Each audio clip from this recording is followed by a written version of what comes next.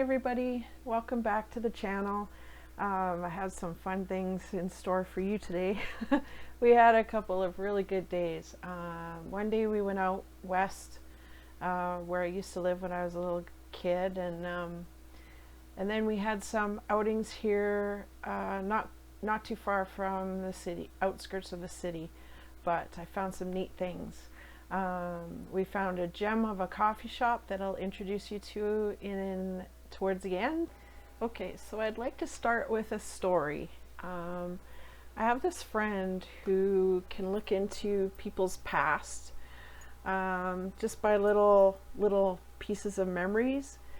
And I was talking to her one day, and I had asked her about this piece of memory I had from when I was I think I was in grade 1. So we lived out in Sundre when I was in grade 1, and we lived out on this cute little acreage. You know, it had ducks, we had lots of trees. I love the trees. We even had little goats. So it was a special place to me. And we had neighbors, and they were beekeepers. So once in a while my parents would take us over there so we could get a hold of some honeycomb. It was so delicious. So that was our treat every once in a while. And on one occasion, we decided, my little brother and I, David, decided to walk home by ourselves. And so in between just behind the properties, there was like a cut line on the other side of the fence. So we talked Mom and Dad into letting us go by ourselves. I think I was 7 years old, and that would have made my brother 5. Anyways, we got permission, so we hopped the fence, and it was, you know, dark. It was dark out, so we were being so brave. Anyways, we're walking along, and you know, we're quite calm and enjoying that short walk to our house.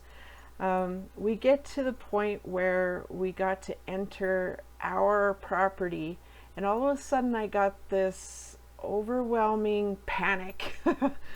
And so I got my little brother through the fence, and then I rushed my way through and I said, "Run!" And we ran to the house. Anyways, I was talking to my friend, and she said that the Sabe have known me longer than I knew, that I understood. And they knew me way back then. They had an eye on me. And I'm finding that the more people I listen to that have channels like mine, that have the same heart for the Sabe people, we want to break the narrative. They all have childhood memories, and sometimes I think that the Sabe have had their eye on us way before we realized, and I'm beginning to understand that we have that connection, that we all want to show who the Sabe people really are. Go against the grain, go against the narrative that's out there. We all seem to have that in common. So the Sabe would have known that. We would have been that type of person from our hearts back then. Anyways, I thought that was interesting. So that's why I went out to Sundre, so that I could tell the story, and I had it all recorded. Unfortunately, my mic on my camera is so good that it picked up too much noise and you couldn't hear me. So I'm having to narrate this from home.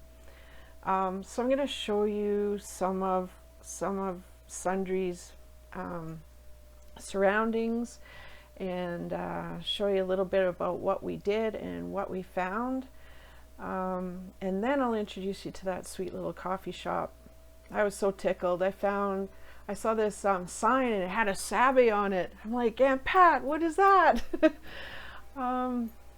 So we went in, and she said that this one lady loves to tell stories about Sabe. Unfortunately, she wasn't working, but I got some interesting pictures, and I will go back And if I can get that lady to tell us some stories, I will ask her if I can record it, and then I can post it at a later date.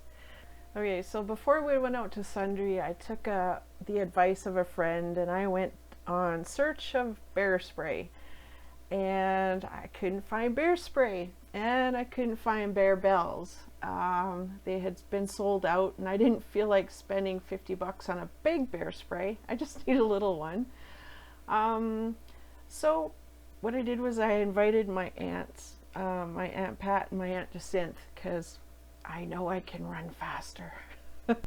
My aunts are the best, and I really appreciate them for their sense of humors and their amazing stories, but especially for coming out and bushwhacking with us. They did amazing. So, I think I found some interesting things out here. Like, it's so quiet, besides that guy building.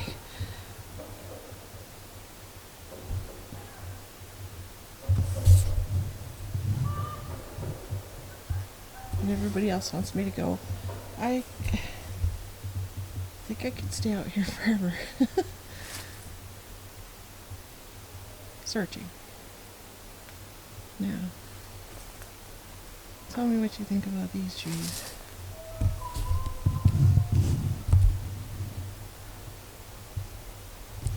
Very cool.